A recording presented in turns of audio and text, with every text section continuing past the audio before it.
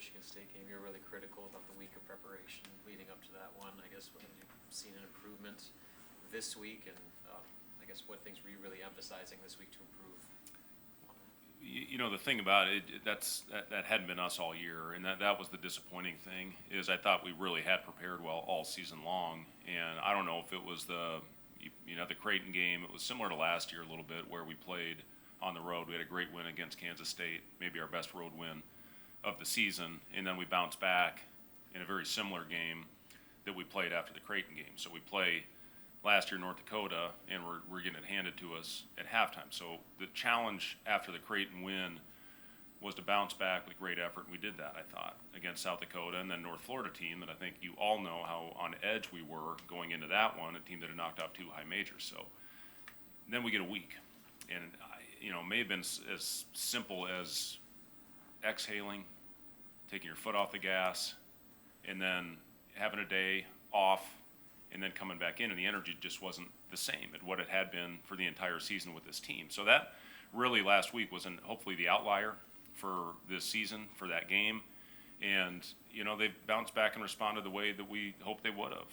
And, we beat them up pretty good. We had to, after what happened to us. We just got completely outworked and outmanned, and the physicality of the game in this league.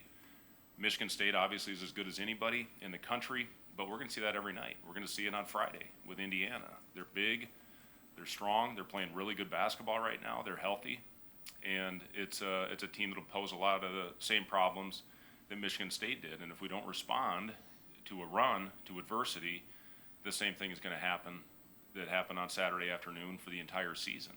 That's how this league is. It's how it goes.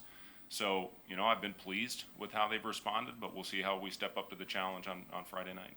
How do you approach that coming off of a week like that? How do you approach that moving forward to get them away from that and still what you want? Well, you guys know I get a weekly report or layout from a scientific standpoint of how the load should look. And again, we've got the best sports science program in the country. If people all around the world talk to our sports scientists, they're a hell of a lot smarter than I am. So when they give me the recommendation on what the load should be for the week, similar to last year, I can't remember what game it was. Wisconsin. Thanks, Wilson. You're welcome. So remember, I crumpled up the paper and I threw it in the garbage, and I essentially did the same thing this year. We needed to get after it, and we have. And we still have room to grow. We still have a lot of work to do, and a lot of new faces that we're still trying to figure some things out. We didn't handle it well the other day. We have handled adversity pretty well, I think, all season. Even the St. Mary's loss, we battled back. We continued to fight, but we had 80% of the fans in the building.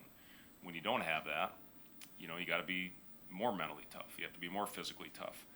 And this is the other road test we had was Creighton, and I thought we were phenomenal. We controlled pace, we controlled tempo, and we were the tougher team on the floor that day. But we have to learn from wins, losses. We're going to do that every game. We're going to have a cleanup, and we got to respond. And I still believe in this team a lot. There's some things we still obviously need to get a lot better at on both ends of the floor, but hopefully we step up on Friday and give great effort. Do you like how some of the peer leaders responded since the game? Yeah, I do. And again, we've been pretty solid every week except for the last one for whatever reason. So again, you learn from it, and we may look back at that as hopefully a turning point in our season, because you hit that point of disappointment, embarrassment, and how you going to respond. And our guys, again, we're old. We should have really good leadership on this team. Juwan has continued to be the guy with his voice that is setting the tone for us every day. But again, none of this means anything unless we respond on Friday night. And when Indiana goes on their run, are we going to fold like we did on Saturday, or are we going to respond? There was a key point in that game at Michigan State. It was a loose ball. We had 2 chances to get it. We missed a block out. We didn't get on the floor. They kick it out. We short close to Akins, and he hits a 3 on us. Now, instead of 10, being able to go down and have a possession to cut it to 7 or 8, they make it 13. And then if you see the score, man, it was like 13, 16, 19, 20. It was they just steamrolled us, and we did not respond well. So, we watched every one of those clips, and we had a very tough film session. We've had tough practices, and, the challenge now is, are we going to respond when that thing goes up in the air at 7 o'clock on Friday night? What are some of the specifics of how this Indiana team can stress you? Well, they're playing the best that they have. The 4 wins that they have in a row now, and I thought they were phenomenal against Minnesota the other night on both ends of the floor. And they finished off that tournament in the Bahamas with a win over Providence, where I thought they were really good. So, they're coming off, I think, their best performance of the season, and the physicality, the toughness. There's going to be a lot of the same things that stressed us going into the Michigan State game, starting in transition with their bigs. They do as good a job as anybody of throwing the ball over the top to Renew and to Ballo in transition. They're phenomenal at that. They're shooting the ball well. Carlisle being healthy is huge for them. I thought he was great in their game the other night. He adds a on-ball pressure element to that team, and I know that's how Woody likes to play. So there's a lot of stressors. I think Galloway is playing really good, and he's shooting the ball well right now. We know how tough he is when he gets downhill to his right hand. So, you just have to go out there and limit him and hopefully follow the game plan. It's going to take a 40-minute effort, and hopefully give ourselves a chance. It seemed like Michigan State was making Connor a priority, taking him away both on and off the ball. Did you try to maybe figure out some things to get him more involved and not let teams take him away the way that Michigan State did? Yeah, and I thought we had a couple opportunities in transition to find him, and we did not do as good a job as we had in the previous 3 games.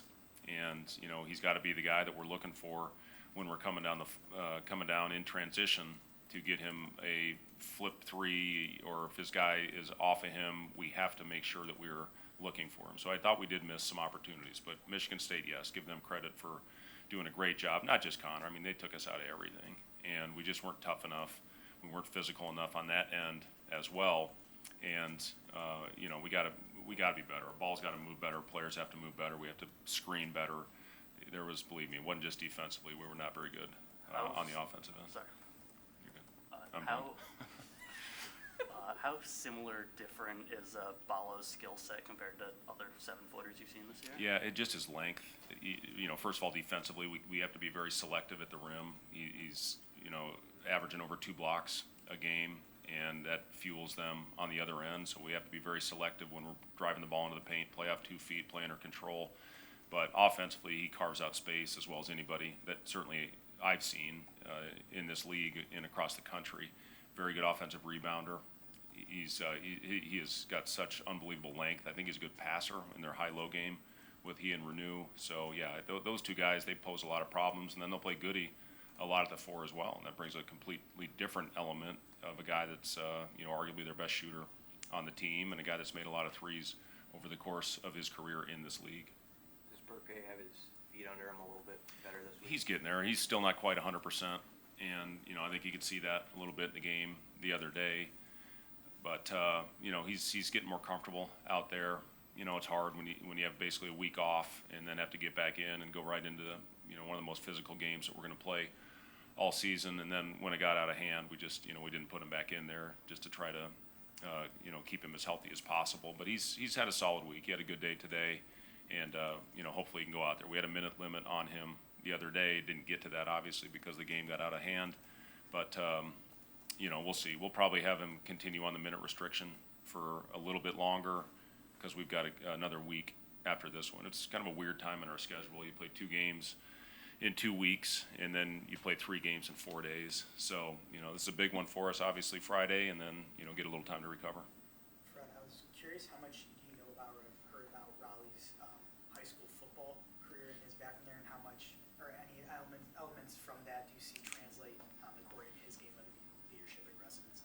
Yeah, he talks about himself all the time, so we know. No, just kidding. I know Raleigh is. He was a great football player, and I think that toughness factor that you have from playing the position that he played carries over the court with not only with toughness but with leadership, with having to organize and making sure guys are in the right spots. So he's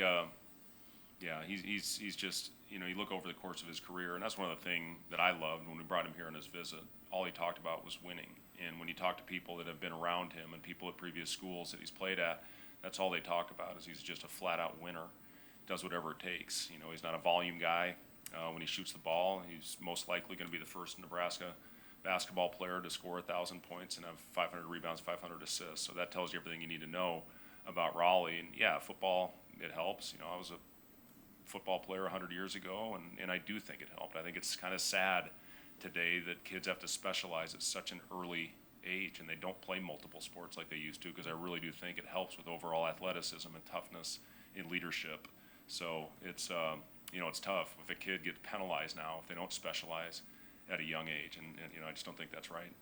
You guys were undefeated at home in Big Ten play last year. Have you talked to just the team about the importance of home court, especially once you get into Big Ten play? Yeah, and you talk about how hard it is to win on the road in this league, and obviously we experienced that on Saturday, and we have played, just so you know, we've played all 6 years I've been here, we've started on the road, which that's also not right. It'd be great to start at home and, hopefully get a little momentum, going into the rest of the schedule. So, I didn't realize that until after the game, and I did let the schedulers know about that. So anyway, that's besides the point, Robin.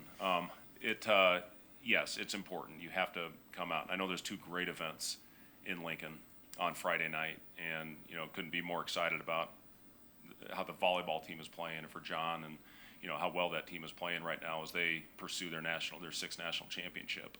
So I know there's 2 great events in town on Friday. I hope we get a great crowd, and I think we will. And I know volleyball is going to be sold out. So, it's an exciting time, for us starting home. We get 10 of these opportunities. And, again, hopefully go out and give our fans something to cheer about.